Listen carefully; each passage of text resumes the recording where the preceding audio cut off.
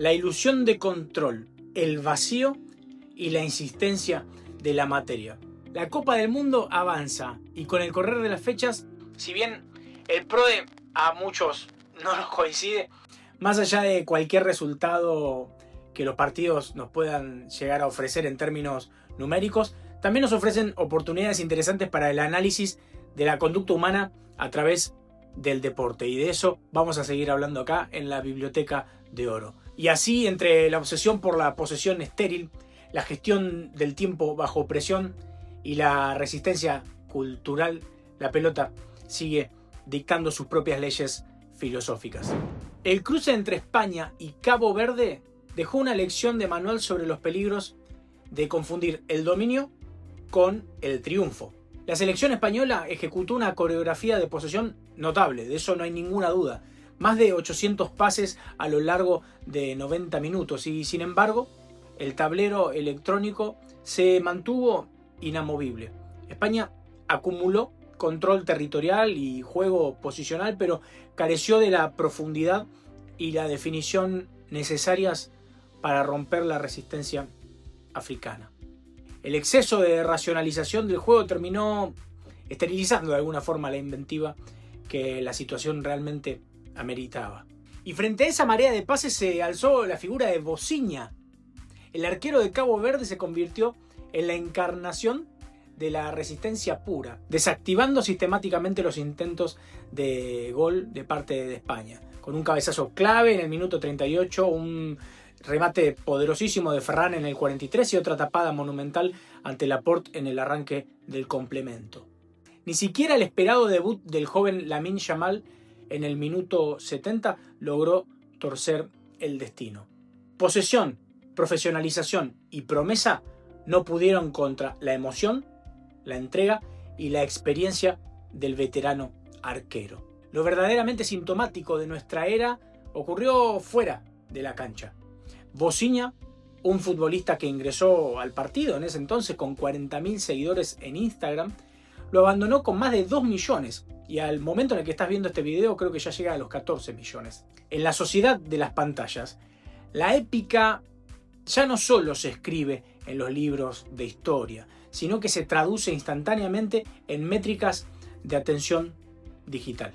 Este fenómeno de narrativa orgánica y periférica se replicó también, por supuesto, con algo preliminar que era el debut de Tim Payne en Nueva Zelanda frente a Irán. El ecosistema digital impulsado por el streaming y la cultura popular argentina lo adoptó de alguna forma como un ídolo de culto, construyendo un engagement masivo totalmente al margen del libreto de los medios oficiales. Así entonces las pantallas ya no solo registran el evento, sino que intervienen en él. Si decodificamos el empate en Nueva York desde distintos marcos de pensamiento, el partido entre Brasil y Marruecos cobra un sentido mucho más profundo. Fue la colisión entre el poder de la cohesión colectiva y el arte de la fluidez táctica. Marruecos operó bajo el concepto de la asabiyah, acuñado en el siglo XIV por el pensador magrebí Ibn Khaldún. Este término describe la solidaridad grupal y la fortaleza de un colectivo unido por un propósito común. En el campo, entonces, Marruecos actuó como un organismo hiperconectado. Hakimi demostró una inteligencia posicional notable, operando incluso como organizador central en función de lo que el equipo iba requiriendo en cada momento del partido. Y esa cohesión constante es la que neutralizó el plan inicial de Brasil y los puso en ventaja. Y frente a ese orden estructurado, la canariña recurrió a la filosofía de la Ginga, vinculada históricamente a los movimientos de la capoeira, representando naturalmente la adaptabilidad y esa capacidad brasilera de encontrar una solución creativa ante escenarios rígidos. Brasil había intentado implementar un esquema sumamente racional y metódico, pero sin embargo, cuando esa planificación no dio los resultados esperados, emergió el pragmatismo a través del talento individual. Vinicius rompió la monotonía del juego e inventó un gol apelando a la inventiva y al cambio de ritmo. La lección final sobre liderazgo y manejo de crisis llegó desde el banco. Tras el empate, Carlo Ancelotti no dramatizó la incomodidad de su equipo, ajustó las piezas para frenar los avances del rival y sentenció ante la prensa: la Copa del Mundo no se gana en el primer partido. Es la comprensión absoluta del alto rendimiento. Cuando el plan original choca contra un bloque sólido, el éxito pasa por asimilar el impacto, apoyarse en la creatividad para no perder y tener la frialdad para entender que dominar la ansiedad es el primer paso para poder dominar eventualmente el torneo. El choque se presentaba como un duelo de paradigmas. Por un lado, el orden geométrico de Spinoza y por el otro, el arte del vacío de Miyamoto Musashi.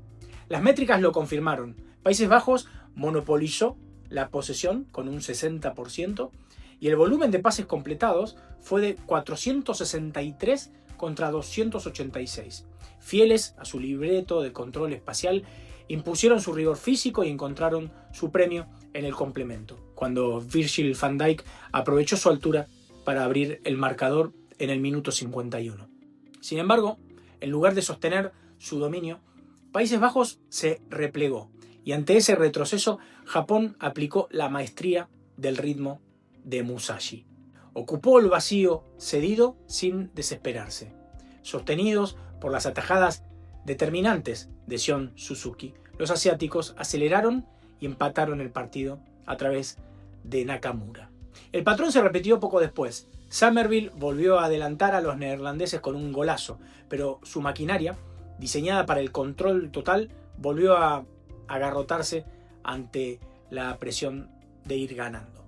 El desenlace trajo consigo la gran ironía de la fecha. Japón, que apenas había ganado 7 duelos aéreos frente a los 21 de su rival, asestó el golpe definitivo por donde la estadística lo dictaba imposible, por elevación. Un cabezazo de Ogawa derivó en otro de Kamada para sellar el agónico 2-2.